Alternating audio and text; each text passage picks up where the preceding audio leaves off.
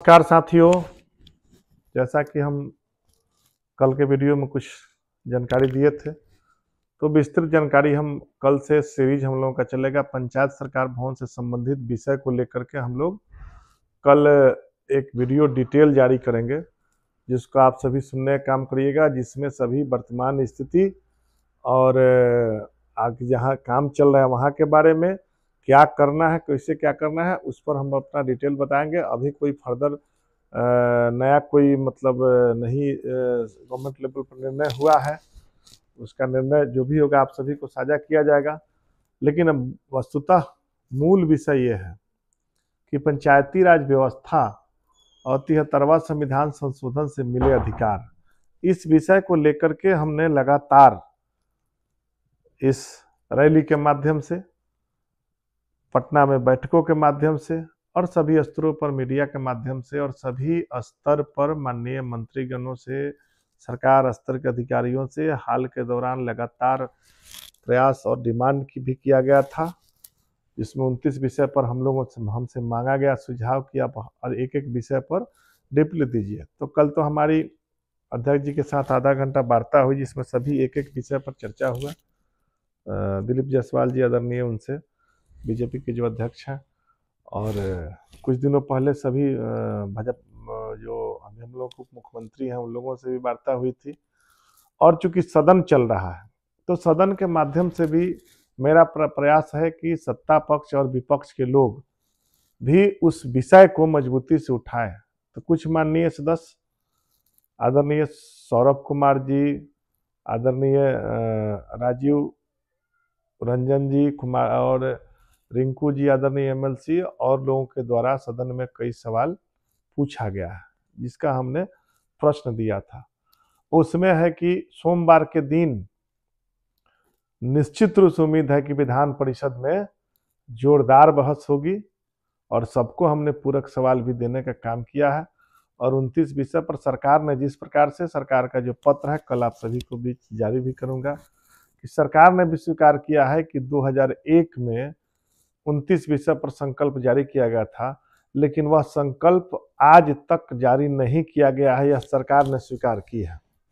सरकार का कहना है कि हमने सभी विभागों को पत्राचार कर दिया है। तो आनंद फानंद में सरकार के द्वारा एक बयान जारी किया गया है, जिसका माननीय सदस्य को काफी मिला हुआ है। तो हमारा ये कहना है कि जो भी व्यवस्थाएं हैं पंचायती राज व्यवस्था को मजबूत करने के लिए, इस पंचायती राज व्यवस्था में सबसे महत्वपूर्ण सवाल है हमारा 29 विषय, जो 11वीं अनुसूची में शामिल किया गया था, जो हमें अधिकार मिला हुआ है। आज 2001 में जन वितरण प्रणाली में मुखिया जी लोग राशन कार्ड भी बनाने का काम करते थे। राशन पर गांव के लोगों को जन्म मृत्यु प्रमाण पत्र, आज ये पब्लिक डोमेन में भी इस मीडिया के माध्यम इस वीडियो को आप लोग जारी करिए कि गांव के लोग, गांव की आजादी, तीसरी सरकार, और तीसरी सरकार जब संविधान से दर्जा मिला तो उसको किस प्रकार से कुठाराघात करने का काम किए हमारे अधिकारी। और आज तक मुख्यमंत्री जी कहते हैं कि हमने बेहतर काम किया पंचायती राज को सशक्त करने में, लेकिन सरकार का ही जवाब है कि बिहार ने कोई प्रयास इसमें नहीं किया, सरकार में सत्ता के हस्तांतरण में, जबकि ये वर्षों पुराना जो आदेश था, संकल्प था, उसी के भरोसे चल रहा था, जिसको अमली जामा पहनाने में सभी विभाग धीरे धीरे निष्प्रभावी बनाने का काम किए। और उस 29 विषय पर आज जन्म मृत्यु प्रमाण पत्र में गांव के लोगों को प्रखंडों में जाना पड़ता है। गांव के लोग प्रखंड में जो पहले पंचायत सचिव बनाने का काम करते थे, कबीर अंत्येष्टि का मामला है, जिसके लिए आज मरने के 21 दिन का बाद भी कबीर अंत्येष्टि का लाभ लोगों को नहीं मिलता है, जो कि कफन का पैसा है। तो यह सब चीजें हैं। अब आप राशन कार्ड, आंगनबाड़ी, जन वितरण प्रणाली का आवंटन तक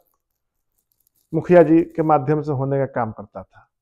आज प्रखंड में बैठे हुए ये दलाल सिस्टम जो डेवलप किया गया, जो प्रखंड में निश्चित रूप से प्रखंड स्तर पर जो कॉन्सेप्ट लाया गया, वह पंचायती राज व्यवस्था को कमजोर करने की एक साजिश थी। प्रखंड अलग अलग अधिकारी हैं, कहीं बीपीआरओ हैं, कहीं बीडीओ हैं,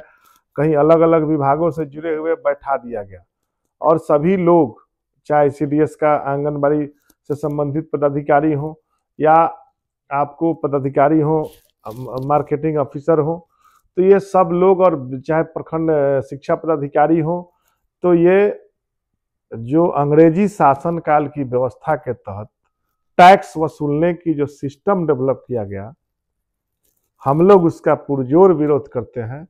सरकार ने ताकत दिया है, पंचायती राज व्यवस्था को मजबूत करने के लिए हमारे लिए वह काम करने के लिए अधिकारी है। हमारी व्यवस्थाएं मजबूत हो, इस पर हम लोग लगातार सभी से हमने कहने का काम किया है, और आज हम सभी को पूरक सवाल बनाए हैं और देने का भी काम किया है। और निश्चित रूप से परसों सोमवार के दिन जो वीडियो जारी होगा, उसमें सरकार से हमने साफ साफ कहा है कि मुख्य सचिव की अध्यक्षता में, चूंकि मुख्य सचिव महोदय से कल ही बात हुई थी, दिलीप जायसवाल जी के सामने बात हुई उनसे,